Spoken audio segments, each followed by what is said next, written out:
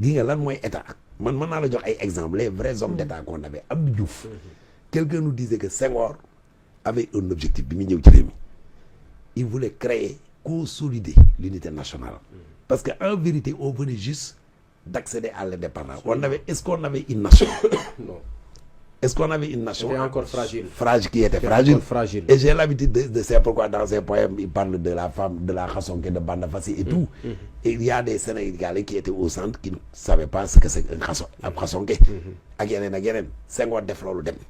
Abdou Diouf ñëw, moins d'État, mieux d'État. Consolider l'État, construire un État fort.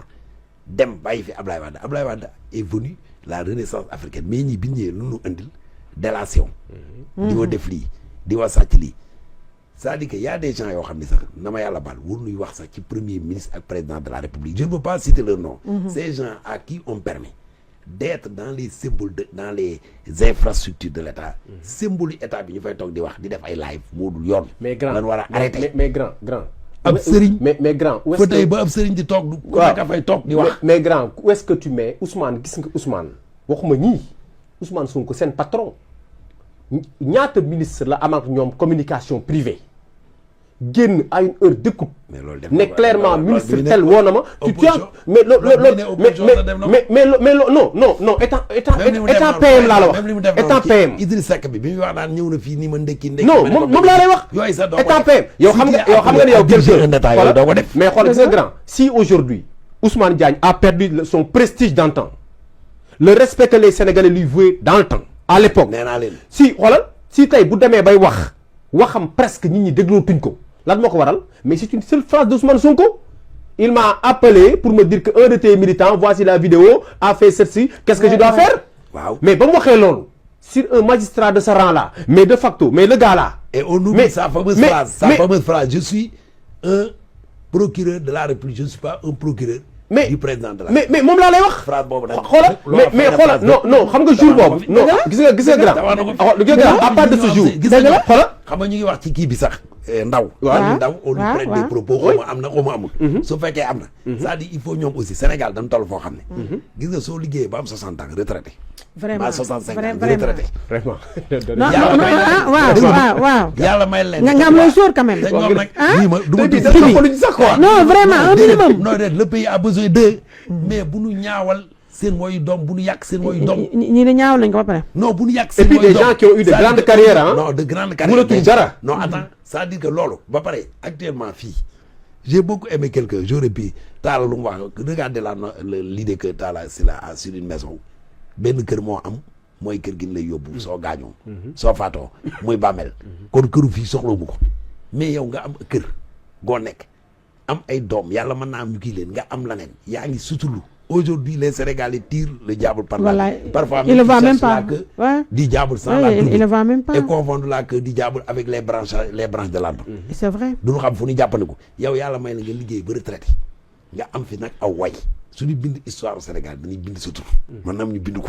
xam nga kër yi suñu ko waxee dana ni Ali Ndaw xaw ma nag lu historiens yi di bind loolu man ko bëgg ay ndaw tamit vraiment moom waaw ñooñu Ousmane Diagne dañ koy bind mais ñooñu bul tax ay xale yu ndaw yoo xam ne say jarbaan la ba say la yeb dama ko def non franchement c'est comme man droit moom gis na tey ñun sa débaguñu sax il nous reste des années de carrière mais tey suñu demoon ba jeexal yàlla suturaalu mais bu nu nungu di yàq suñu woyu doom ci ay ñàkk fayda et puis l'intérêt supérieur de la nation doit être au-dessus de tout aujourd'hui les gens doivent être capables de dire la vérité ak ku du ko war a wax Diomaye doit prendre toujours yéen a ngi wax naan président il doit s'assumer un président tu t'assumes même si un président on le nommait par décret je donne un exemple un président le roi on l'intronisait ñan ñoo doon introniser le roi mais daaw na seen photo absolument les sages yi dina ñu ni les 7 sages dans le Ndoukoumane je donne un exemple je sais je ne dis pas que noonu lay demee les 7 sages ñoo lay introniser ñu introniser la benn sage di la jasonal di la woon di la joxoon fu koy aw wuroo ko nangu mais président jël États-Unis wax ngeen ko xam nga ñan ñoo ko fal Bassirou Diomaye Faye xam nga ñu ko fal ñetti mbir a fal Bassirou Diomaye Faye Sénégalais yi ñoo far Bassirou Diomaye Faye ak yàlla dama ci dolli baneen c'est un peu subjectif liggéeyum ndeyam. qu'on se dise la vérité. ak chance am peut-être yàlla moo ne woon le décret divin. le pouvoir a un caractère divin. yow moom dem nga classicisme xam nga loolu. dégg nga il faut depuis la Rome antique. le pouvoir a un caractère divin. kon bu ko nit gëmloo ni ko su du woon ak man su ma joxoon waa ka ko doon su fekkoon nag la veille bala nga naan woteel leen diw la veille da ngaa dee lu Sénégalais di def je donne un exemple. man maa ni Bassirou Diomaye Faye voté leen ko doy na ma mooy man maay moom su fekkoon yow yàlla la veille avant nga koy wax di def déclaration bi dalaa rey nga faatu mais du tee ba Bassirou Diomaye Faye day nekk président de la République. Absolument. man daal xam nga lan moo ma soxla nous avons trouvé un état qui a été construit par Senghor consolidé par Abdou Diouf maintenu par Ablaye Wade et laissé intact par Ablaye Wade par Macky Sall malgré les soubresauts état boobu nan nu ko préserver sauvegarder ko. c'est le minimum. c'est le minimum non à la banalisation. c'est le minimum léegi ci non à la banalisation. ñu ñëw ci dernier tour de table bi. boobu nag moom moo ñu nar a jël moom la ñu nar a consacrer nag vraiment presque les 90% de cette émission. muy le rapport de la Cour des comptes. sànq yaa ngi commencé woon moo tax immédiatement ma coupé la. ne la bu ñu yàq bul dugg foofu bul dugg foofu parce que da ngaa commencé woon fu baax. te dama bëgg nga détaillé ko. muy da nga commencé woon par retracer la genèse de ce qui a précédé ce rapport-là de la Cour des comptes. li ko précédé mooy lépp na communication la.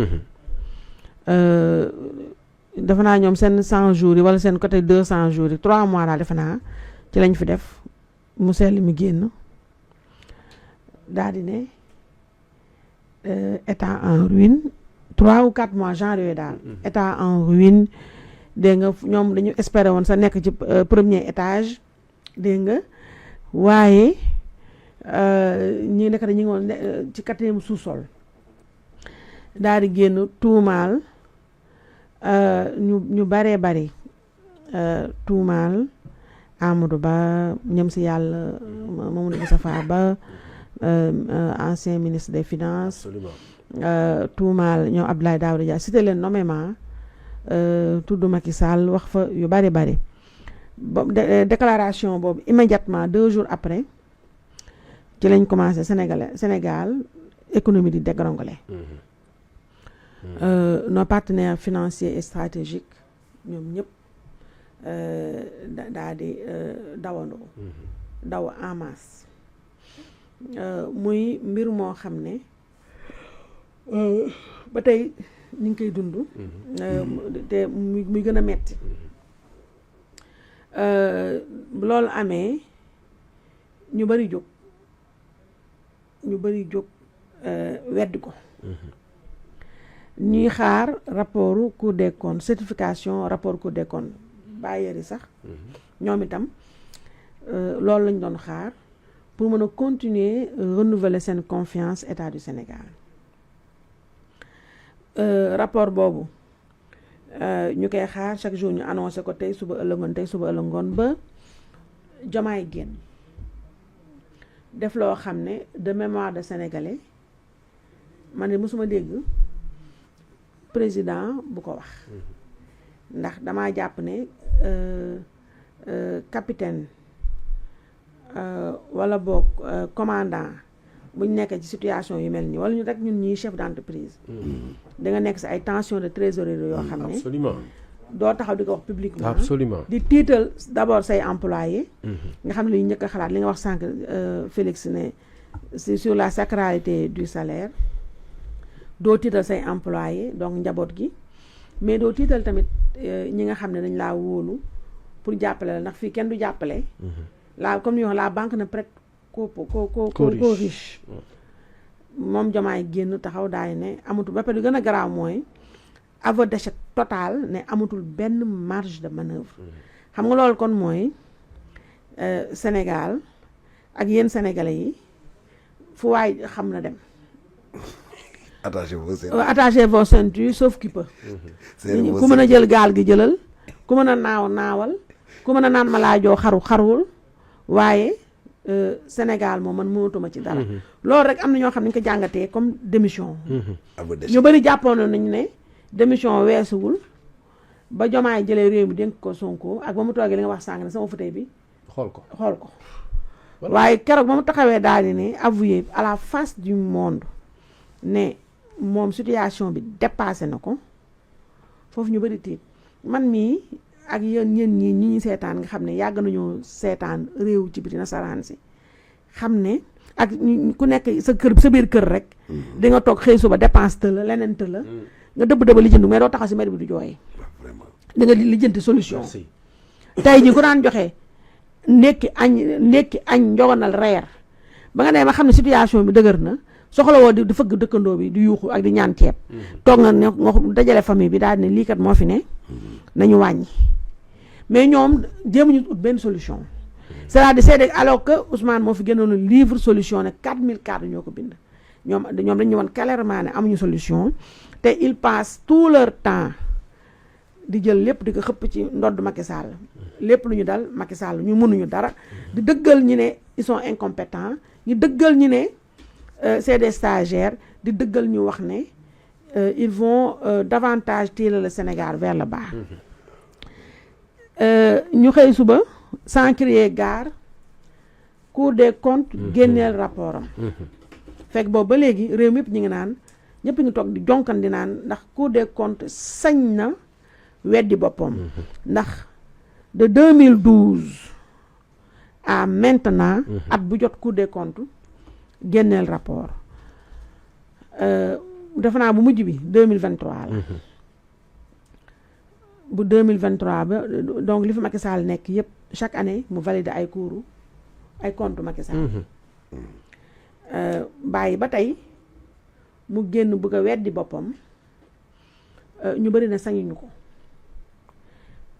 Cour des comptes génn mais boo ko liiree bu baax à tête reposée di nga xam ne Cour des comptes demul ci carrément weddiwul boppam boo ko dégloo boo ko liiree bu baax c'est-à-dire il faut pas nag ñu wax ak émotion mais boo dégloo bu baax moo tax sànq ma ni Ousmane moom gëm naa ne balaa semaine prochaine aussi dina génn waxal boppam ndaxte la mu yaakaaroon te cour ba yaakaar ko ci ay communicant wam amul ba compte ba rapport ba génne te defe naa ne Ousmane li dina gëm ne lépp lu mu wax di Sénégal duñ ko gëm ndax la mu amoon ci Macky Sall lu Macky Sall wax ay nitam génn ne du dëgg ba ñëpp Sénégalais yi gëm ko léegi Ousmane en 10 mois il a perdu ce qui avait fait sa force mooy la bataille de l'opinion il l'a perdu Ousmane mënatul wax dara Sénégalais yi ba Sénégalais yi gëm ko donc Cour des comptes bi génnee rapport te avant rapport bi di génn ñoom seen mouton yeeg officine yi génn nañu ne Cour des comptes bu génnee du yem ci dëggal Ousmane waaye dina yuuxu dina jëf fi ñu ko foogul ne dina wax di gën a pire Cour des comptes génn ñoom Ousmane seen officine yi sepp ci yi leen intéressé mooy gros mooy ñu jox leen ay éléments de langage ay immeuble fii jaay nañ kook benn compte fekk nañ fa benn compte bu defoon def 15 milliards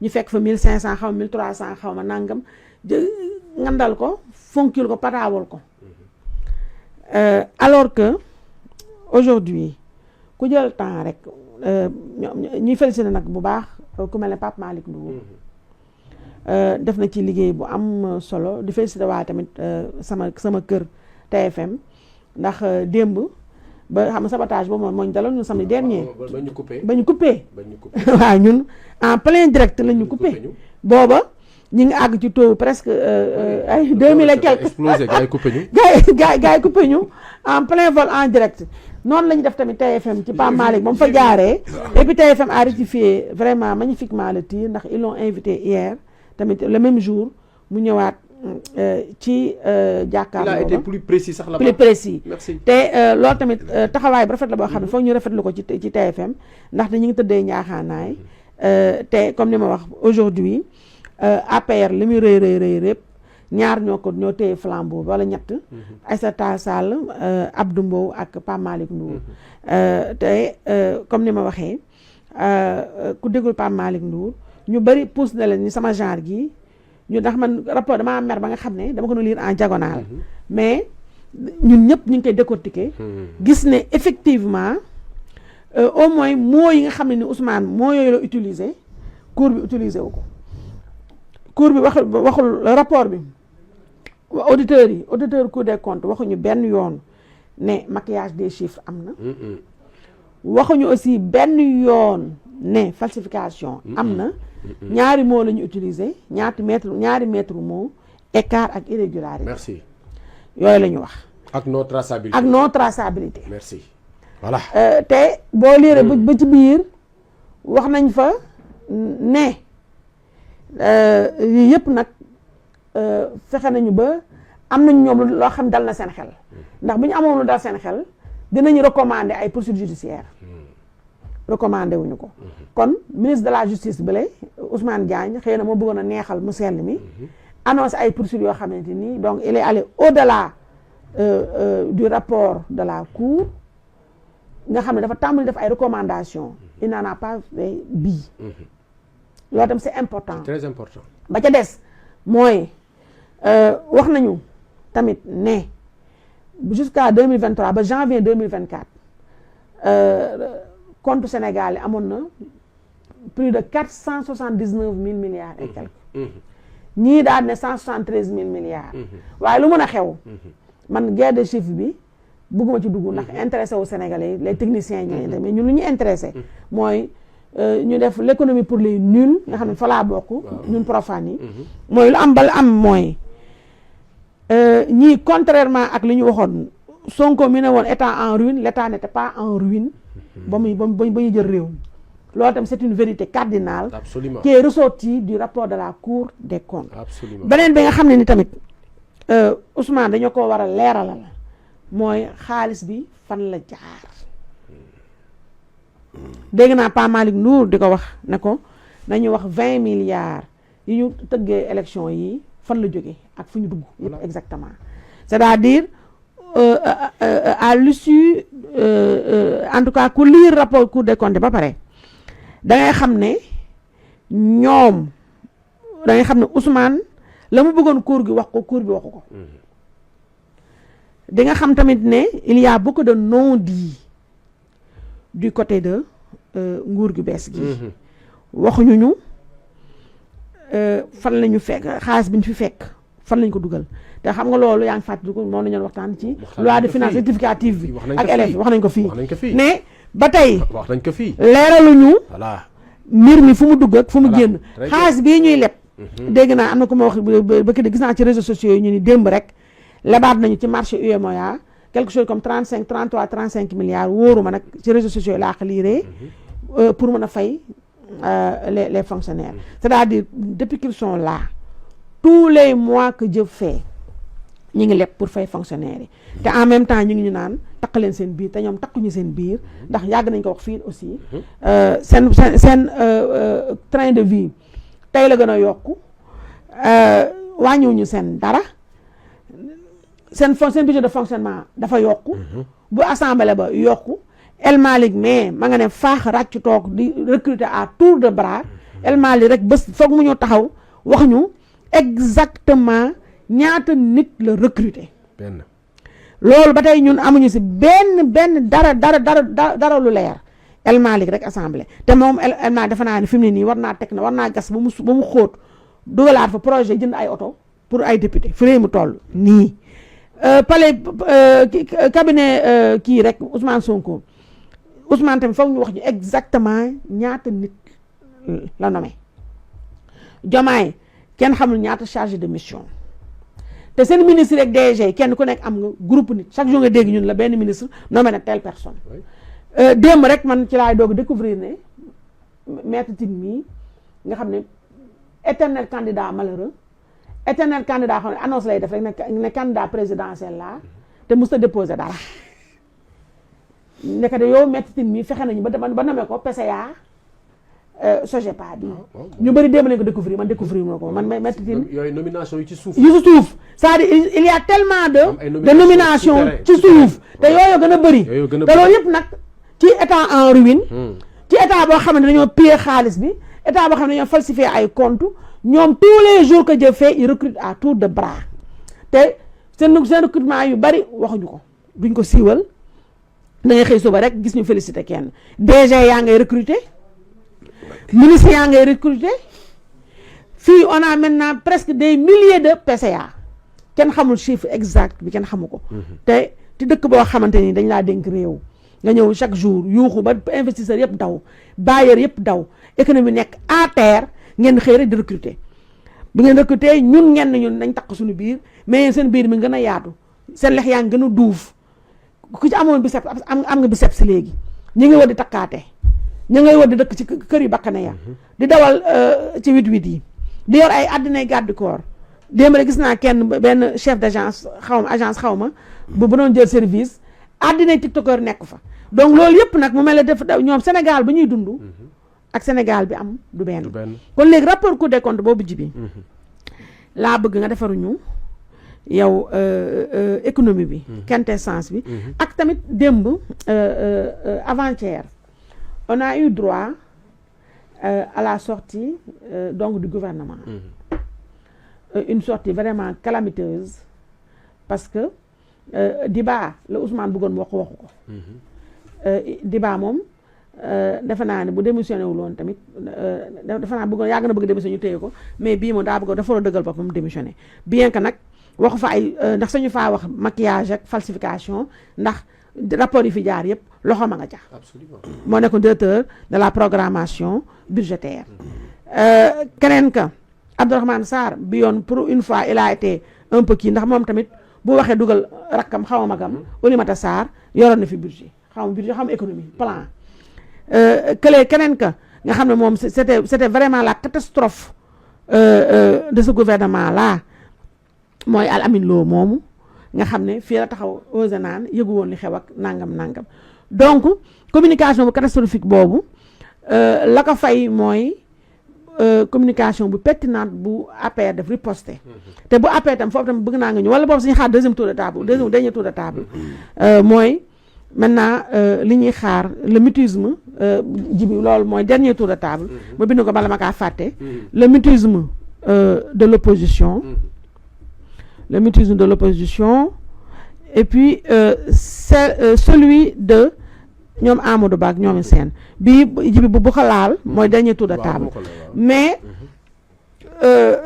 loolu boobu communication am démb ñu gis ñu actionné waat waa Pastef ñu génn di tontu Ayib Daffé ridicule vraiment pathétique nekk fa naan waaw dégg nga cachet yi c'est parce que dégg nga Ayib Daffé ay lu wax non dama choqué léegi nag jibi siifal nga déroulé bon xam nga affaire bi kii bi débat bi dafa passionnant ba nga xam ni man boo gisee ma indi sama carnet teg rek xamal ni non je te dis dëgg la parce que dina ci bëgg benn à peu près parce que xam nga booy wax ak ñoo xam ni ils sont malhonnêtes comme kaw Ayib Daffé bi nga wax noonu voilà c'est-à-dire que Ayib Daffé ba mu communiqué ba pare dafa doon démissionner ci yoon sincèrement non loolu la nan la ministre wala un homme de cette envergure kilifa gu toll ni mooy Cheikh Diba wala Ayib Lo non Ayib Daffé moom ke mun dem ndax député la waaw député xam nga ñoom ñoo ko waroon changer sénégalais yëpp di ko dégg mu ne Aïssata Tall Sall est qui pour qu'on lui remette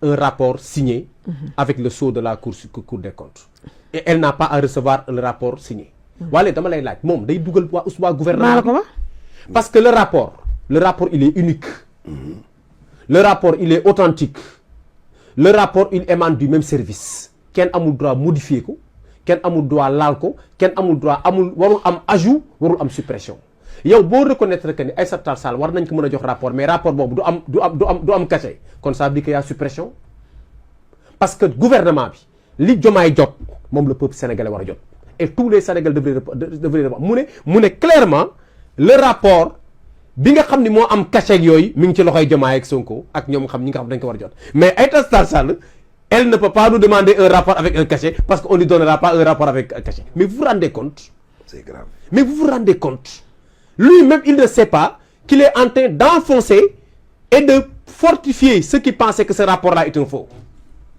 parce que quand il n'y a plus les cachets qui a enlevé les cachets et la signature qui les a enlevés qui les a enlevés. non cachet bi dafa jékki-jékki dox ay tànkam de. non moom nga Ayib sa li mu wax moom xoolal la regarde ji bi non Ayib sa li mu wax li gën a garaaw moo tax c'est incroyable. xaaral gis nga Ayib lu mu wax moo gën a garaaw sax waaye dama jàpp ne gis nga buñ perte suñu temps ci ay cachet yooyu parce que xam nga Ayib lu mu wax ci cachet yi pour justifier nee na waaw premier ministre ak président de la République ñoom ñoo yor version physique bi moo am les cachets et que version électronique moo amul cachet yi mais gis nga buñ koy doy si débat cachet rek dañuy perdre suñu temps. non mais c'est vrai. alors l'essentiel on parle c'est ça on prend note. voilà Ayib nag xam ni rek yi fi daan jaar nekk internet bu ñëwee ma wan ko 4 rapports fii yoo xam yëpp am na cachet te yëpp du version physique version électronique la. grand bi na gëm yàlla. yenn yi nguur jaru ko. bon gis nga grand rapport bi grief yi gën a mag yu Cour des comptes retenir contre l'ancien régime. du ma ne sax contre l'ancien régime disons contre l'administration. balaa ñuy sore c'est deux essentiellement. premier grief bi c'est par rapport à la non traçabilité de la dette. dëgg la yenn montants yi ils ont été en difficulté pour les voir et pour les tracer. c'est mooy grief bu njëkk bi. deuxième grief bi moom laa noté fii ce sont les certificats nominatifs d'obligation les CNO. nga xam ni les gens viennent contracter l'État va contracter des crédits auprès de gens ay créanciers ñu jënd ay créanciers mu jox leen État amel leen xaalis ñu waroon ko def des contrats yu clairs yoo xam dafay jaar par le trésor jaaru fa ku nekk tey ce contrat après ñoo ñëw signaler ko ñu comptabiliser comme dette ñu ne loolu l'État ne devait la pas parce que la procédure n'a pas été respectée. deux griefs yooyu ñoo ci gën a am essentiel. am na yeneen par rapport à ce qu'on appelle les fonds les comptes de dépôt te dinaa si ñëw. parce que les comptes de dépôt c'est pas une faute c'est dans la procédure normale au niveau du ministère des Finances chapitre 6 mais loolu dinaa si ñëw. mais maintenant nañu wax clairement c'est-à-dire que les motifs yi nga xam ni ñoom moom lañ jàpp ni moom moo tax ñu ne ñee ay sàcc lañu. ce qui ne l'est pas du tout c'est pas du vol. parce que da ngay jël par exemple dañ ne une dette bancaire importante non traçable dans la comptabilité publique. après mu teg si mu ne il y a eu des mouvements des sommes qui ont été vues dans des comptes bancaires. Ce sont des comptes bancaires ceux que je viens de parler tout à l'heure les comptes bancaires qui appartiennent à l'État du Sénégal. ñu ne ces montants-là ont été virés sur ordre du ministre des Finances. Ensuite la Cour continue pour wax la rek ne la comment on essaie de manipuler les Sénégalais pour des choses très simples. Après ñu ne c'est une dette qui explose parce que d'après la déclaration des banques, il est établi que les titres de crédit alloués à l'État central au 31 mars 2024 s'élèvent à 2044,11 milliards, 0,01 milliard au mois de décembre, au 31 décembre, au 31 mars 2024. Fii la ñuy taxaw. Parce que montant bii ni ñu wax nii 2044 milliards, 0,01. Ce montant-là, mais lii dette intérieure bi la wala dette extérieure bi. C'est la dette intérieure. L'État du Sénégal buy dem di lebi. Les bailleurs de fonds muy FMI muy Banque mondiale li ma lay wax nii demal nga vérifier. Il y a un cadrage budgétaire qu'ils présentent au FMI et à la Banque mondiale. Ils ont toutes les informations. xam nga Ousmane lu mu accusé nit ñi mooy da ngeen dem nax bailleurs yi loolu la wax dañu indil bailleurs yi de faux chiffres ban bailleur lañu indil de faux chiffres bailleurs yi lii xam nañ ko boo defee le cadrage macroéconomique tous les crédits sont présentés aux bailleurs. Rien ne peut échapper parce que chaque service donne sa dette. Après le bailleur va vérifier à la source banque centrale mu génne la exactement lan moo tax dernièrement la Banque mondiale a publié la position extérieure nette du Sénégal nan la ko xamee. C'est parce que la Banque centrale connaît notre dette. C'est ça. C'est sur la base de tes dettes et sur la base de tes propriétés à l'étranger ak moyens yi nga xaalis yi nga capitalisé dans des banques. Mais loolu lay comptabiliser ko. jox la le point ne la tu as tant dans tes comptes. Effectivement ce sont les fameux 81 milliards dont on a parlé. La Cour n'en a pas parlé. kooku muy premier problème pour wax la ne la quelque part première accusation bi mooy qu'on a menti aux bailleurs. On n'a pas menti aux bailleurs parce que les bailleurs, encore une fois, xam nañ ni le Sénégal a un encours de la dette de X montant et que cet encours-là apparaît dans un cadrage budgétaire. boo déggee ñu ne le cadrage budgétaire pour ñu xamul mooy quand tu vas booy lebi dafa mel na benn genre tableau booy yóbbu avec l'ensemble des informations qui concernent ta dette. banque bi xam ba xam li mu lay jox c'est soutenable pour ton budget ou bien c'est pas soutenable pour ton budget. La preuve jusqu'à présent ñu ngi leen di lebal ñoom ils ont dit que actuellement la dette est de 18 000 milliards 500 et quelques francs. Oui. loolu la ñu wax. loolu mooy ñaata. loolu c'est 98% de ton PIB. loolu tu as atteint le plafond kenn waratu la lebal. parce que l'État du Sénégal bu fekkoon ni foofu la nekk tey bii doo fay salaire parce que même appui budgétaire yi nga am duñ la ko jox. tu as atteint le plafond jeex na lu ñu lay joxati c'est fini. bu doon personne simple à la banque dañ naan la yow actuellement tu as atteint ton quotité. loolu lañ lay wax tu as atteint ton quotité. bu doon personne physique la mais avec banque kenn du wax avec l'État kenn du wax quotité dañ lay wax le plafond dañ lay wax le PIB mooy PIB boobu jàppee que quotité état donc foofu c'est le premier problème que le rapport a posé. Deuxième problème bi mooy ce qu'on appelle les certificats nominatifs d'obligation les CNO.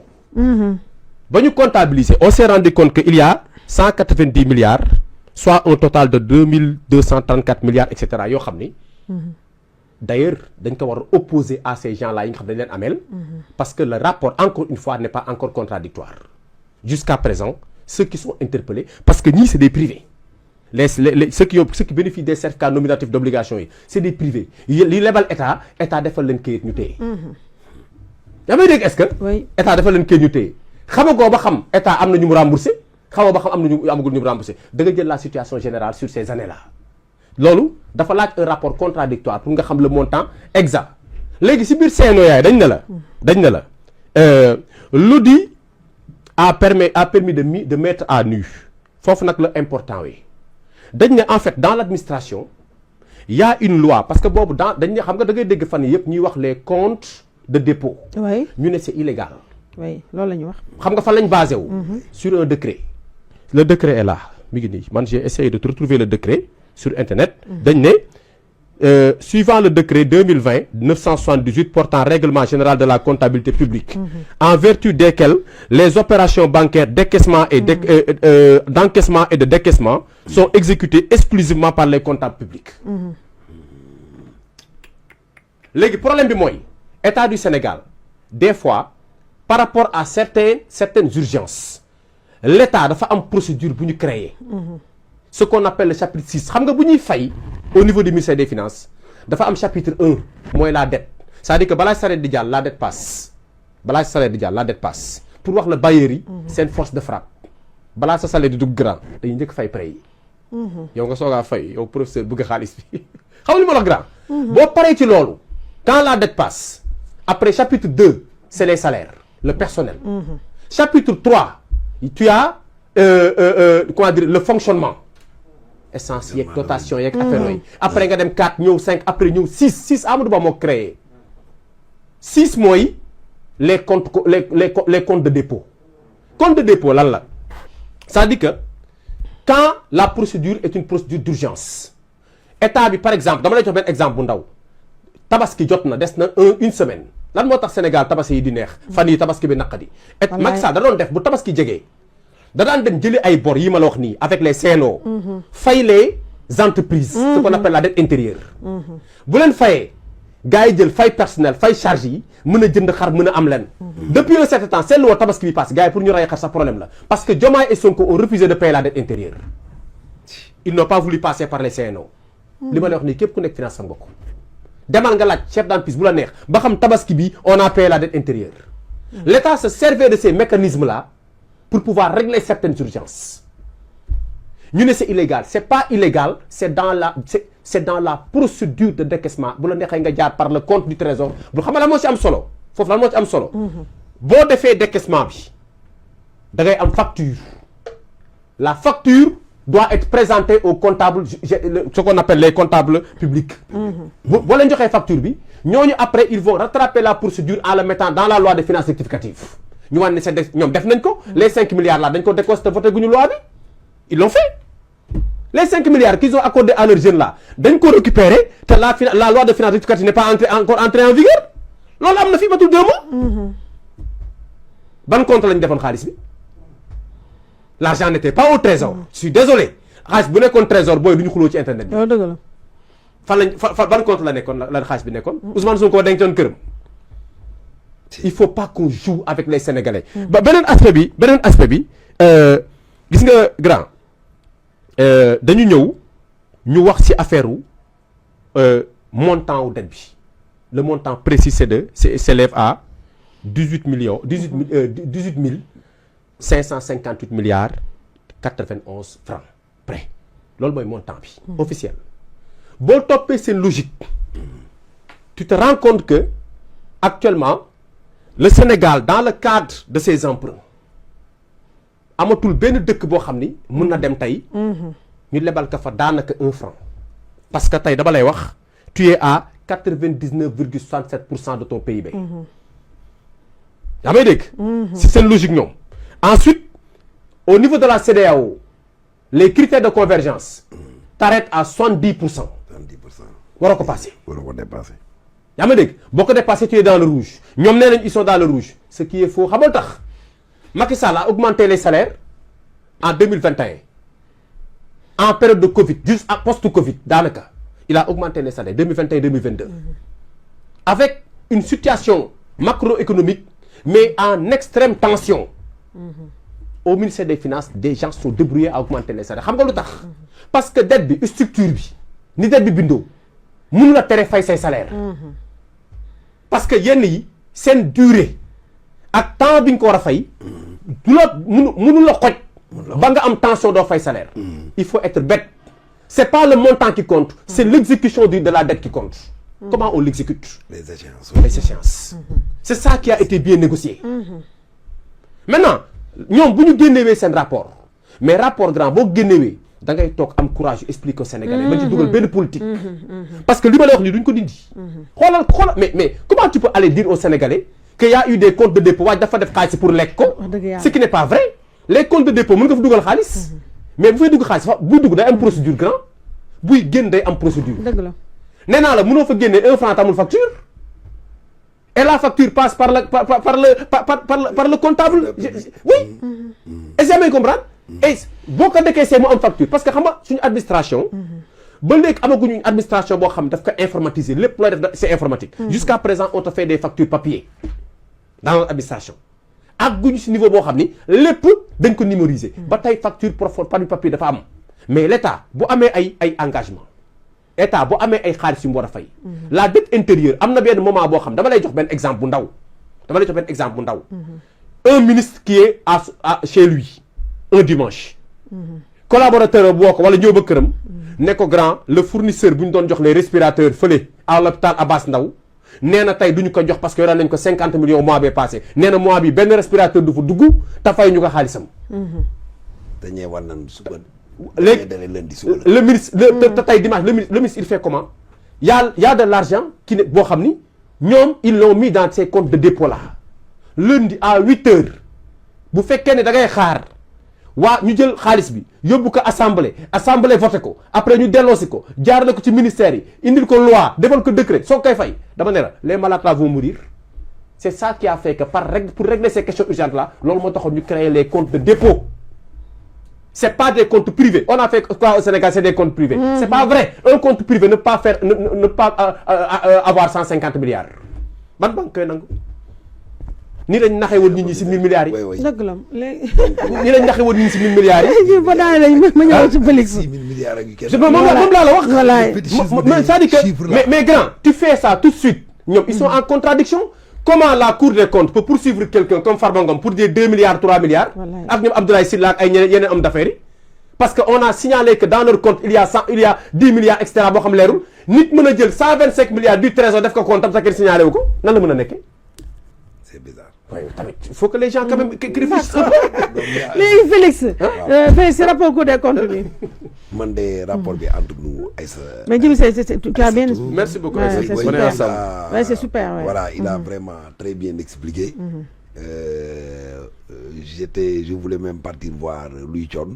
Parce que c'est un spécialiste des finances publiques. oui Thion oui. moom daanaka jot na ma ci may mais nii la. c'est-à-dire que il faut Sénégalais yi dafa mel dañ liy lëndëmal xelu Sénégalais yi. di dugal ay chiffres di wax ay comptes c'est-à-dire que nit ki su nee la 1000 milliards am na ko sàcc Sénégal waaw mais quand quelqu'un vous doit 1000 milliards compte ba nga daal di koy xam mu nekk ci réew mi nga yor armée am police am gendarmerie étudiants yi di grève ay lii yooyu nga xam ne defe naa avec 300 millions ou 500 millions ba 2 milliards di nga ko régler doo dem jëli ji ko donc j'ai comme l'impression que on est en train de manipuler encore les Sénégalais et cette manipulation malheureusement passe toujours ça passe parce que aussi journalistes yi mbokku Aïssatou yi nga baal ma tuuti maa ngi leen di sànni xeer rôle bi ñu waroon a jouer day xaw a des waaw parce que lorsque on doit suñu demee ba nga xam dañu bëgg a jël askan bi lëndëmal ko journaliste toog foofu war naa taxaw ni def leen ndànk ñu leen bëgg a nax donc autre chose tout cela également ça montre la banalisation de l'État parce que la Cour des comptes est une institution boo xam ni vraiment il y a des hommes compétents qui sont là-bas. mais bien sûr des gens compétents. ça il faut le reconnaître am na loo wax nii xawma lan man loolu dina génn kon ci seen rapport yi di ne am na lu ñu fi wax benn njombe bu am noonu. mooy 5 milliards yi. waaw yi ñuy def noonu. fan lañ ko fan la jaar. dina génn ban compte la jaar. waaw moom laa xam nga Pastef ba tey waxaguñ ban compte la. dina ko génne gars yi nag su ñuy def bii rapport danaan 5 milliards génnoon na ci ñu ci dédommager ay nit. mais 5 milliards yooyu Cour des comptes j'ai comme l'impression que parce que il m'est arrivé de travailler avec des rapports de la Cour des comptes. absolument yàgg na y a de cela 2 ans. du lii rek mooy dugg ci rapport yi di xool. absolument waaw et c'était j'ai vu que c'est du sérieux quoi. tu vois des noms des personnes que tu connais xam seen jikko donc nan bàyyi aussi gis nga am réew. je crois plus à la volonté politique qu'à des chiffres que l'on manipule. gis nga xam réew mi fu mu toll il nous faut pour diriger un pays on n'a pas besoin de prendre des chiffres 6 000 milliards 1000 milliards 3 milliards diw sàcc na dañ koy woo convoqué nañ ko dig ma nga fële yóbbu nañ ko bac brigade des affaires générales dem nañ surtout ça surtout ça on n'a pas besoin de ça gi nga pour changer un pays merci beaucoup et pour apaiser mais surtout parce que le Sénégal aussi a besoin vraiment de cette stabilité on a vécu 2 ou 3 ans yoo xam ne c'était trop difficile ah léegi yàlla def na li mu def Sénégal c'est un pays qui est béni yàlla def li parce que am nañu ni tey su fekkoon nguur gi fi newoon dafa continuer dëkk bi day tàkk nangam c'est clair léegi il nous faut il faut une réconciliation il faut réconcilier les Sénégalais avec eux-mêmes réconcilier les Sénégalais avec l'État parce que ñoom nag ñoo fi nekkoon banaliser état bi di yàq état bi loolu di ko xas di ko xaxar aujourd'hui loolu da xaw na dal ñoom it ñoo kon ne di ko def parce que ñi bokk ci ñoom ñooy désacraliser l'état bi c'est clair léegi nag réew mi xam fu mu soxla on a besoin de volonté politique on a besoin de vision on a besoin d'une générosité mooy ak liggéey mais ay chiffres yi c'est pour moi c'est un faux débat c'est de la diversion et quelque part les gens peuvent dire comme yëngal nañu ay affaires yi Farba ou bien comme tële nañu ñun ne li nu ñun biir yi danoo foogoon ni nag affaire bi dañ foogoon ni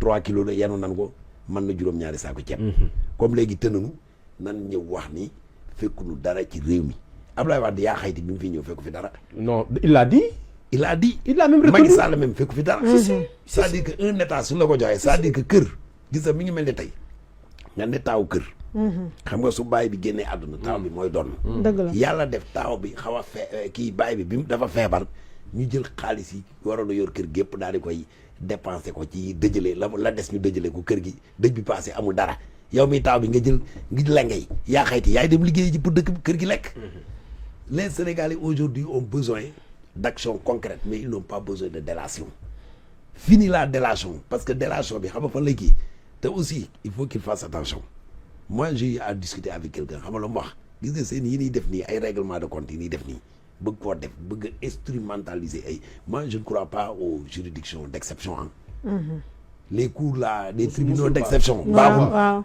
et revisitons l'histoire ba nu ko defee ci Karim Wade la nit ñi ni leen baaxul fu mu am réglé wul benn problème gis nga tey soo ko fi defee gis nga maa leen tey benn information bu mu am bu leer nañ gis nga ñoom lan doon def fii ci réew mi xam nga ces gens sax ay APR ils ont une certaine notion de l'État une culture étatique am nañ ko am ce qu'on appelle le vrai patriotisme parce que vrai patriotisme un patriote doo dem di taal BRT ak di attaquer TR doo dem di attaquer ay këri jàmm di fa sànni ay cocktail molotov doo poser des discours yoo xam ni moom lañu posé woon Côte d'Ivoire bu toj Côte d'Ivoire vrai patriote doo wax loolu aujourd'hui tey li ñoom li doon def gars yi ne fii ne mën nañ ko def de jaxase dëkk bi nii kenn nga bëgg Aïssatou di day bëgg a dem xaw ma fan wala fajiri du mën a dem ci tali bi du mën a génn fii gars yi mën nañ ko def de parce que les gens savent par où il faut passer pour le faire mais man je ne souhaite pas que les Sénégalais retournent à une pareille situation nga xam ne c'était extrêmement douloureux pour le Sénégal li ñuy wax gars yi mooy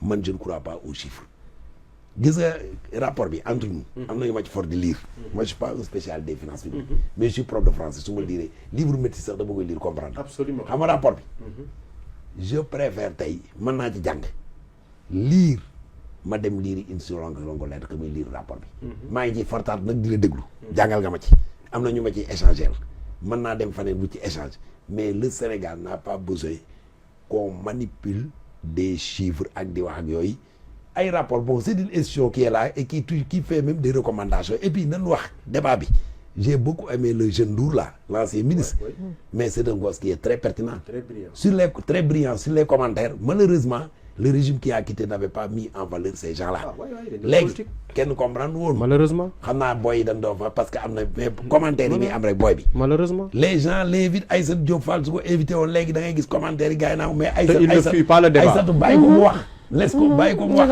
xam-xam du pexe xam-xam du pexe mais nag am réew li ma doon wax naa ko am réew mën ngaa wuti pexe ba jël ko mën ngaa tappale ba jëlum réew mën ngaa tappale ba takk jabar mais tappale ba yor ci jabar mënut a nekk parce que tappale mooy mën naa lii am naa lii am naa lii am naa ay étage am naa lii man mën naa lii damay joxe dépense 50 000 francs par jour nga daa takk fekk amoo ko ndaw si xëy yeewu ni la jox ba dépense fekk euro 50 000 foo ko jëlee xanaa nga woo Aïssatou mu jël expert xanaa ngay joué ji mbaa dugg ba publicité expert ngay def ji ma joué ji ni xaar mu dóor fa benn 50 000 ñoo jox ko mbaa nga leb benn waay su yàggee day feeñ réew mi xam nga fu mu toll man j'aurais bien aimé que ces gens quand je regarde Diomaye entre nous nga xam valeur séeréer lan mooy séeréer moi j'ai un ami séeréer te dama muus les séeréer le séeréer nga xam le vrai séeréer à lui c'est quelqu'un qui est attaché à son terroir c'est quelqu'un qui a des valeurs am na ñoo xam dañuy commandé très intelligent aussi man am na goo ñoo xam dañuy sànni xeer ba ci yàgg très intelligent ñuy sànni xeer ba ci yàgg ñu ngi Diomaye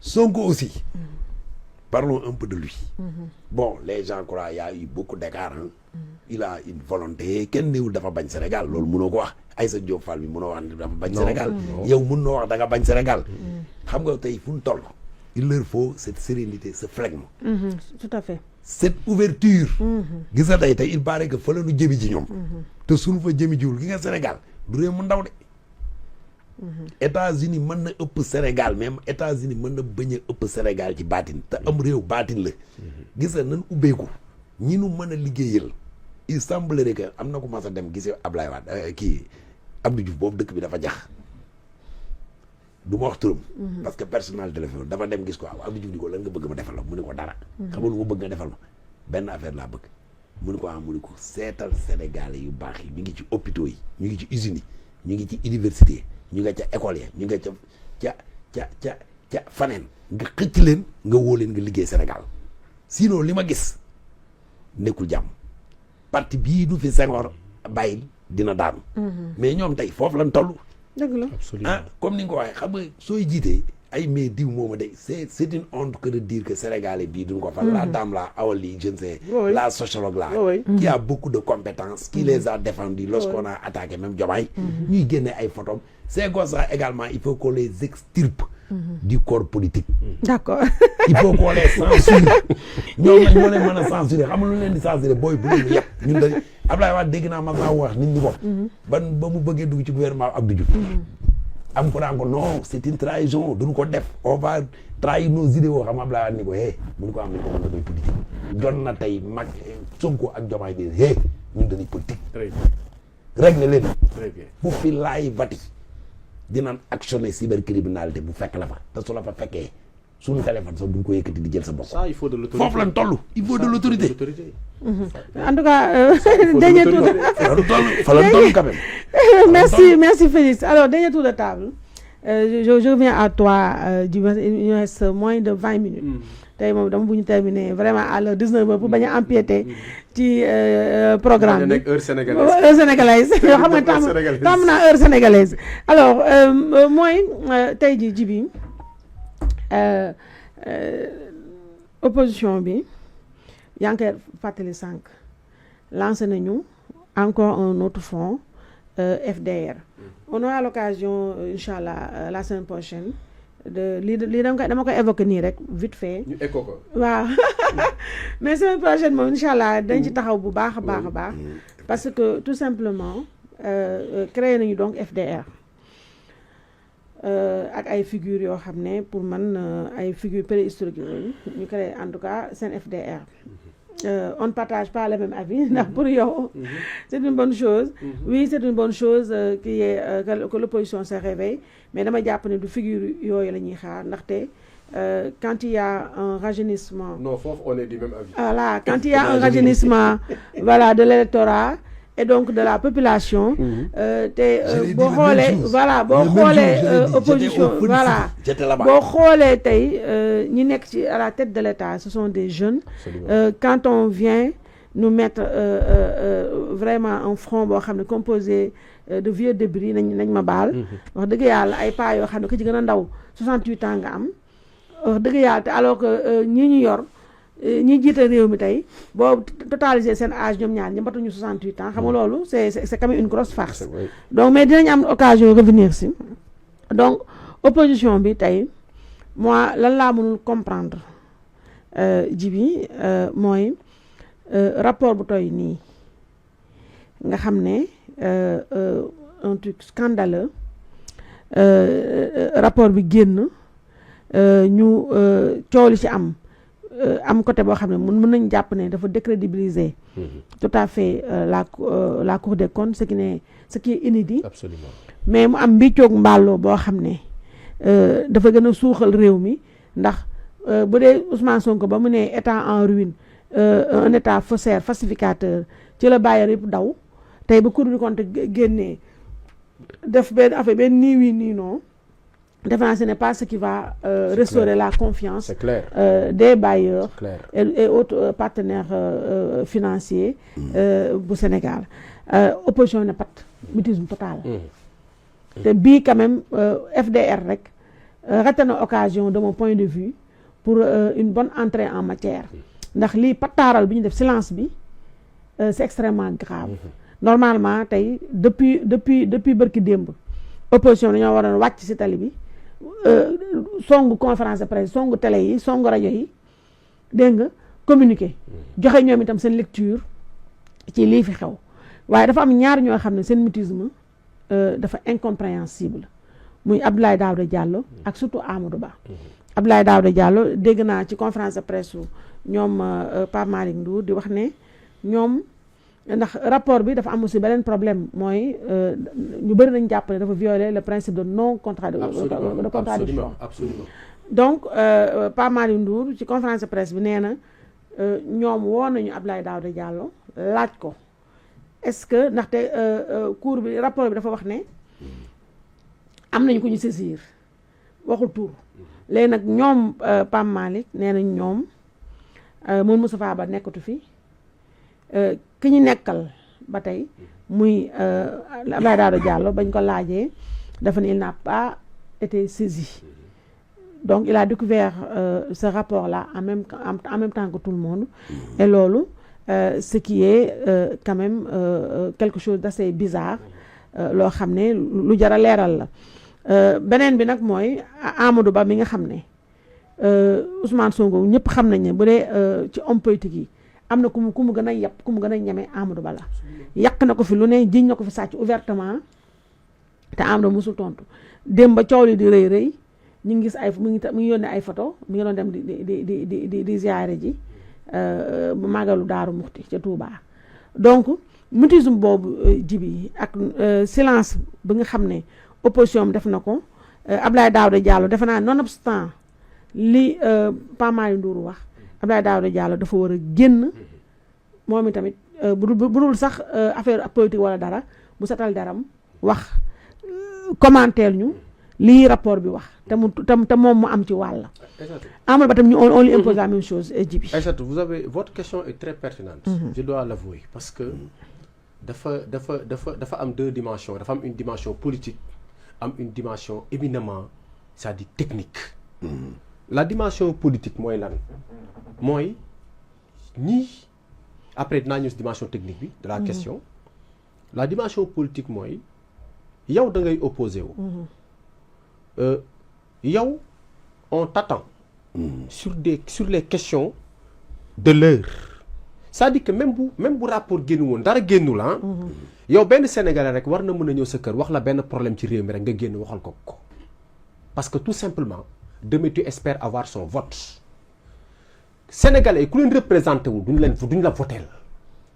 Xam nga tey ñun ce qu'on fait dans les plateaux là dañ koy def parce que dañuy ñëw fii di wax parce que nous sommes en politique te leer na ma ni man gars yi moyens yi ñu yor ñoom te duñu wax duñu yëy duñu yàbbi ñun buñ ko yoroon toj réew mi actuellement nii dans le cadre du débat. Parce que dafa am loo xam duñ ko seetaan ak le régime de Pastef. Foofu la Aïssatou amee raison par rapport à l'âge. Parce que xëy na ñun sawar bi ñu sawar lire ubbi document toog ba 4 heures du matin di lire rapport gars yi fekku leen ci. Parce que ku ci nekk sa yaram am na exigence yoo xam dala koy laaj léegi. mag la ñu moo tax ma ne la dimension politique de l'opposition moo jar a taxaw. Parce que grand imagine-toi dañuy waxtaan rek quoi FMI ak Banque mondiale li ñuy sore nee nañu rapport bi bu génnee nañ leen wax ni génn nañu xool joxe seen avis. Avant rapport bi di génn dañu bind ne on suspend nos fonds on attend que le rapport soit publié kon xam nga kon ñoom de façon éloignée ou pas ñi ngi participer plus ou moins au débat parce que c'est des techniciens duñ toog ci ay plateau di wax mais ñi ngi échanger ak ñi ñu war a échanger la. est-ce que yaa may comprendre les courriers sont transmis. Léegi imagine-toi. Le Sénégal, on te présente comme un pays où les comptes publics ont été trafiqués. Disons les choses telles qu'elles sont. Yow nga ne da ngay opposé wu. Le Sénégal est dans une situation où l'impasse est telle que tey foo dem di leb le Sénégal est présenté comme non seulement un mauvais payeur du baaxul mais dëkk boobu wóorul nga investir fa. On a perdu notre place dans cette liste prestigieuse de pays où où on doit aller investir ou bien où il est probable qu'un investissement puisse prospérer. Le Sénégal a perdu presque 10 places. Ay Namibie yu kenn xamul raw la ñoo xam daawuñu la seen. Imagine grand nga ne yow tu t'opposes et j'en suis toujours à la dimension politique. Boo opposé au régime boobu noonu nga xam ni à raison à vrai ou à tort il a fait ce qu'il a eu à faire. Est-ce que calcul politique la? Est-ce que stratégie là? Est-ce qu'il veut cacher ses imperfections? Moo xam mais la situation est là. Grand dëkk boobu boo fa nekkee di politique nekk dans l'opposition tu ne dois pas répondre absent par rapport à ce débat là. Xam nga tax parce que tu vas hériter de ce pays là. Tey dama lay jox benn exemple bu ndaw. Si le Sénégal compétit devant avec la Côte d'Ivoire wala avec le Mali wala avec je sais pas moi beneen dëkk Togo wala Burkina ñu compétir dans le marché international pour jël xaalis les bailleurs détails yi ñu doon bàyyi pour le dossier du Sénégal fépp fu ñu tamponné Sénégal détails yi ñu doon bàyyi wala indulgence bu ñu doon wane wala des fois xaw a am toute confiance ne non on laisse passer certaines choses cette fois-ci le dossier du Sénégal sera épluché mais de bout à bout c'est-à-dire que boo waroon am ce dossier bu ñu ko waroon jàng bu ñu la waroon defar étude de dossier ak 2 experts ils vont commettre 20 experts. Voilà la situation dans laquelle on se trouve aujourd'hui. Li ma lay wax nii demal nga laaj banquier. Banquier bu amatul confiance ce dossier. day jël temps teg de côté. balaay prêt bi dossier da koy teg de côté. temps bi mu ci doon yu ndaw yi mu la doon permettre yenn écart yu sew yu mu doon comprendre ne non écoutez c'est le Sénégal et là il a une bonne signature le pays est stable y a pas de coup d'état y a pas xam nga yooyu daan jouer en notre faveur. Ça va être complètement écarté. C'est ce pays-là que l'opposition va hériter. Un pays qui a perdu la confiance des partenaires techniques et financiers. Premier élément. Moo tax man la c'est la dimension politique bi Aïssatou posé. Tey boo jëlee tëkk bu mel noonu ñoom lan lañu waroon def ñoom dañu waroon ñëw nekk pompier. Parce que pourquoi ñoom dañu am intérêt à ce que le FMI et la Banque mondiale renouent la confiance mais la confiance qu'ils avaient pour le Sénégal. Même cette opposition daf ci am intérêt. Parce que quand ce pays-là finira par être classé comme des États voyous et on va vers ça on va nous classer comme un pays, administration veilleuse, État veilleuse, etc. Ça, c'est pas Sonko seulement qui va en pâtir. Demain, en 2029, si ce régime-là part, mais grand, l'on ne peut redresser ni. Parce que c'est pas le régime qui est incriminé. Les gens pensent que c'est le régime qui est incriminé. C'est l'administration qui est incriminée. Absolument. Pour Ken Djoum, c'est pas parce que les politiciens qui sont administratifs, mais c'est l'administration qui est incriminée. Le ministère des Finances, le Trésor et les régies financières. Nous sommes incriminés. Régime voilà le coche que l'opposition a raté.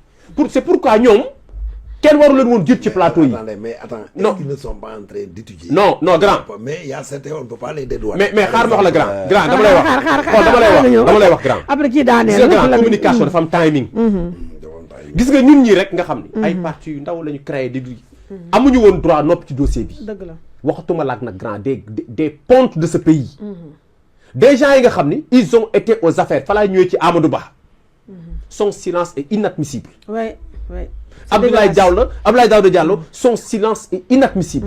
Parce que bu dul dara Pape Malick Ndour seen boy la. dañu waxante dëgg Pape Malick Ndour sama génération la. ñoom Amadou Ba yi mat nañ ko papa. ba muy ñoom Amadou Ba ba ñuy finance Pape Malick Ndour amagul bac. Tout ce que Pape Malick Ndour dit Amadou Ba ak Abdoulaye Daouda Diallo ñoo gën a xam ñoom ñaar ñëpp ils sont des inspecteurs des impôts Pape Malick Ndour est un économiste. C'est pas un inspecteur des impôts. Regarde comment il se défend. Ils doivent le faire. Parce que ñoom seen bopp ils gagneraient à reprendre, à regagner, ou bien c'est pas moi, à en tout cas renouer avec la confiance des bailleurs. Parce que un pays, même dans l'opposition, doit participer si nous pouvons mettre en équilibre. C'est ce que Ousmane Sonko n'avait pas compris lorsqu'il était au pouvoir. Lorsqu'il était dans l'opposition. C'est ce qu'il n'avait pas assez compris. C'est ça la dimension politique. Moi, par quelque part, non seulement ils ont raté le coche, mais également, c'est une posture ñoom dañu taxawul sax taxawaay opposant. Parce que en principe, mais imaginez nga benn affaire. Yow Cour des comptes ñëw ne la. Mais il faut bien lire le rapport. Mais la Cour des comptes a dit qu'il y a 100 et quelques milliards que le régime actuel est incapable d'expliquer aux Sénégalais pour nous dire fan la jaar. Am na xaalis bu réer parce que attention, la Cour des comptes a non seulement chargé l'ancien régime, mais elle a aussi chargé le régime actuel. Absolument Djibi. Elle a chargé le régime actuel. Oui. Lourdement d'ailleurs. Lourdement. Clairement, les comptes de l'État, il n'y avait pas d'argent. On avait 267 milliards dans les comptes en souffrance. Après, il y a 15 milliards. Oui. 15 milliards. Oui. Il y a un compte particulier, personnel, pour trésorier général. Après, le même jour, oui. Qui compte État. Le même jour. 15 milliards, c'est 268 milliards. On tombe à un montant de 279 milliards. Mais justement, le tout total, oui. on est à 479 milliards. Quand tu fais face à une situation comme ça, nga xam ni waxuma la les problèmes du pays mais yow sa bopp boo koy xool même bu fekkee ni cité wuñ sa tour comme Aïssatou l'a précisé tout à l'heure amul kenn koo xam dañ ko jël dindi ko bind expressément ne dana am poursuite ci moom mais yow xam nga ni quelque part les Sénégalais les regards se tournent vers toi Amadou Ba Abdoulaye Daouda Diallo etc. ay ñoom Amadou Oti mais ku ci noppi sa bopp ngay sonal parce que les Sénégalais vont vouloir que tu t'expliques. Il faut que les gens arrivent sur les plateaux wala def conférence de presse teg rapport bi teg seen ay ancien rapport teg seen ay gestion parce que grand yomb na dama lay wax yomb na xam nga tax man la yomb na xam nga bu fekkoon FMI ak Banque mondiale la ñu amee laaluñu ko parce que FMI ak Banque mondiale lañ la lebal xam nañ ko lan lañ di rembourser xam ngeen ko c'est par devise ça passe par la BCEAO Al Amin Lo est la tête de la BCEAO Sénégal benn nit donc moo fi représenté wu le Sénégal au niveau de la BCEAO c'est Al Amin Lo. Quand Al Amin Lo se présente à une heure d'écoute, taxaw jàkkaarloog Sénégalais ne leen écoutez, moi j'étais pas dans le circuit, c'est faux, il était dans le circuit. Parce qu'on ne peut pas décaisser 1 franc sans la signature de Al Amin Lo au niveau de la Banque centrale. Surtout ça c'est les b.a.-ba de la comptabilité publique. Xam nga la l'État du Sénégal loge son argent au niveau de la BCEAO. Quand il y a des crédits, les crédits ne passent pas par les comptes de l'État. Les crédits passent par la BCEAO parce que c'est la BCEAO qui rembourse par devise. Bu ñu la lebalee dollar tu rembourses en dollar. Logiquement kooku BCEAO rek moo ko sañ si Sénégal. kenn sañu ko kenn sañu fi manipuler dollar noonu. BCEAO rek moo ko sañ. Al Amin Lo était au cœur de ça. En deuxième lieu toujours dans la défense de l'opposition il y a l'autre là, Cheikh Diba est là. Mais Cheikh Diba, c'était lui qui programmait le budget. La programmation budgétaire, comme le dit son nom. Mais chaque secteur, moi, je vais dire, fay dem. Directeur de la programmation. Directeur de la programmation budgétaire. Chaque secteur, moi, lay programmer. Il y a une demande, il y a une expression de besoin de tant de milliards. Voté dans le budget. Nangam lañ koy jox. En fonction de la soutenabilité et de la disponibilité des fonds. Cheikh Diba est là. On veut nous faire croire que tout ça s'est passé, mais dans l'ignorance totale et absolue de Cheikh Diba. Ce qui est impossible. Le ministère des Finances ne fonctionne pas comme ça. Chaque service a un directeur. Chaque directeur a un niveau de responsabilité jusqu'au ministre. Ku ci nekk dañ la jox rôle. Alors, l'opposition devait avoir cet angle-là aussi. Parler pour dire que ce qui s'est passé, c'est des gens qui sont dans l'administration qui faisaient leur travail. Maintenant, dans le cadre de ce travail-là, s'il y a, en tout cas, entre guillemets, des délits de prévarication et détournement, dans le cas, chaque fonctionnaire rendra compte à titre personnel. Mais, actuellement, ils essaient de briguer un mandat ici en tant que président wala dara. Mais, problème bu mel ni bu amee, ton rôle, ton premier rôle, c'est d'abord de sortir de ta réserve. Parce que actuellement, réserve amatul. Lépp ngi ci mbedd mi. Defe naa ni fii ba Australie. Tous les gens ont le rapport de la Cour des comptes. Fii ba Australie. Il y a plus de réserve à conserver ou bien à garder. Vous sortez, dire aux Sénégalais, mais votre version et nous donner les vrais chiffres et comment ça se fait que la situation en est arrivée à ce niveau bu fekkee ni dëgg la. Loolu la ñuy xaar ci opposition bi. Il faut falloir que ñu régler ce problème-là. L'autre aspect, c'est l'aspect technique de la question d'Aïssatou. Voilà. C'est à 2 minutes. Synthétise, à 2 minutes. Voilà, après c'est l'aspect technique par rapport à l'opposition. Aspect technique, moi, gis nga kii grand boo des anciens fonctionnaires. Nekk un ancien commis de l'État. Am xam-xam ñu nangul la ko. C'est-à-dire que waroo xaar nit ñi di la préparer des éléments de langage wala ñu lay dugal ci carcan boo xam ne bu ëllëgee yaa ciy des ak sa gàcce. Pour man li xew buñ nee rapport gis nga rapport bi ci boppam ces gens-là qui sont aujourd'hui au ministère des Finances ku ci nekk ci ñoom am na loo ci xam loo xam ni ça relève de tes compétences. Lu tax ma ne c'est l'aspect technique l'opposition tey dafa waroon imposer un débat technique. dëgg la moom. L'opposition waxuma la débat politique de. technique boobu ñëw naa ci. débat technique boo xam ne képp ku fay toog opposition désigné kaat nitam ah waa parti bi au pouvoir désigné nit wala boog même bu waa pouvoir ñëwul opposition indi ki ñu jàpp ñoom seen biir que ni sur les questions de finance il est le plus habilité wax Amadou Ba bu ko neexee sax ñu représenté ko Abdoulaye Daouda Diallo bu ko neexee sax mu dëgg mais gis nga grand techniquement les gens doivent démontrer que ce rapport-là n'est pas de nature à accabler qui que ce soit. Ce sont des recommandations qui ont été faites. L'aspect technique foofu lañ ko soxlaa parce que en réalité sénégalais yi seetaan même bu fekkee ni ñu si bëri jànguñu attention sénégalais jànguñu mais am nañu xel. waaw dañuy réfléchir. waaw c'est-à-dire que dañuy confondre ku jàngul ak ku amul xel da ngay dégg ñu naan la c'est trop chiffré il y a trop de chiffres les montants là c'est non attends même s'il y a trop de chiffres les sénégalais malgré ces chiffres là mën nañ la wax chiffre bu ci nekk ban moo ci topp ak ban moo logique ak ban moo logique. D'accord. Donc il faut poser le débat technique. Félix, voilà. Félix, on ferme avec toi sur mutualisme opposition silence Amadou Ba Abdoulaye Daouda Diallo sur ce rapport-là de la Cour des comptes. Par rapport à l'opposition man de opposition j'ai l'impression que dafa doon opposition boo xam ni. yàkkamtiwul dafa am expérience te day togg. Man keroog maa ngi woon Fun City. J'ai assisté à toute la conférence de presse. Je crois que c'était une déclaration de presse. Je ne sais plus encore. Donc, mais ñi ma gis mooy ñoom dañ doon ñoo xam ni xam nañ ñi ko sëkkal dañuy togg mbir yi parce que nit ñi ñu ngi adhéré ba léegi mouvement yi ils étaient à plus de 70 organisations qui ont eu donc à adhérer au FDR. léegi nag nee nañ dañu ubbi buntu yi structuré gunu nangam expliqué. mais keroog.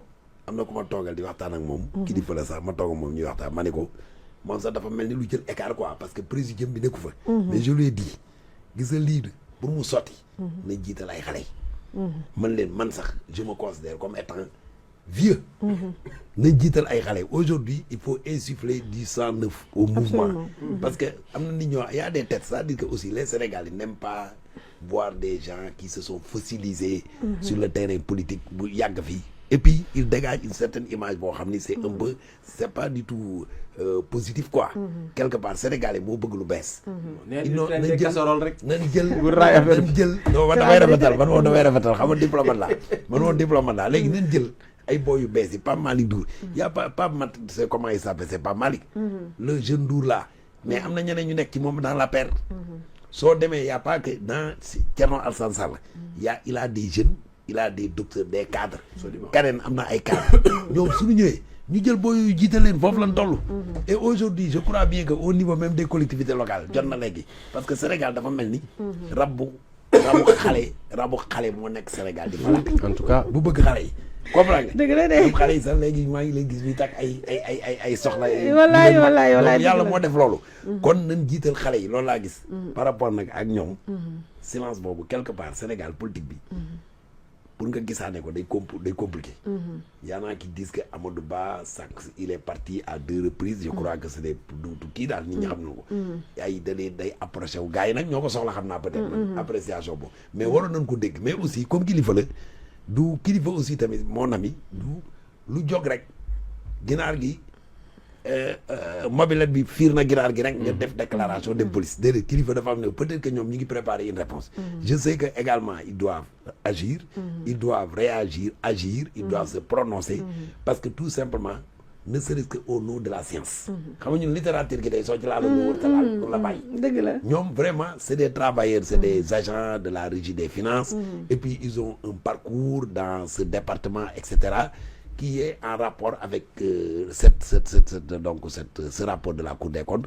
kon ñoom jot na ñu dugg wax ak Sénégal yi loolu jot na. mais ils n'ont pas le droit de se taire. pourquoi parce que Sénégal fi mu toll. gis nga noppi moo waral Sénégal guute yu ñu dugg. absolument. le leadership politique. ak calcul politique le leadership politique doit être incarné par des intellectuels des gens responsables. loolu moo waral politique bi gars yi dañoo toog ni duñ politique. ñu ñëw fooy leen ci politique. politique leen mu jeex na. Ils doivent se prononcer, hein. Ça c'est mon point de vue. En tout cas, merci beaucoup. Ils doivent se prononcer tout au long de la semaine prochaine. Inch'Allah, ce sera l'objet de nos débats. Tey moom dañoo bëgg respecter timing bi parce que yàgg nañoo yàqal ndaak ak ay ganam seen programme. Donc ñu gërëm la bu baax a baax mon frère El Hadj Ibrahima Mboup.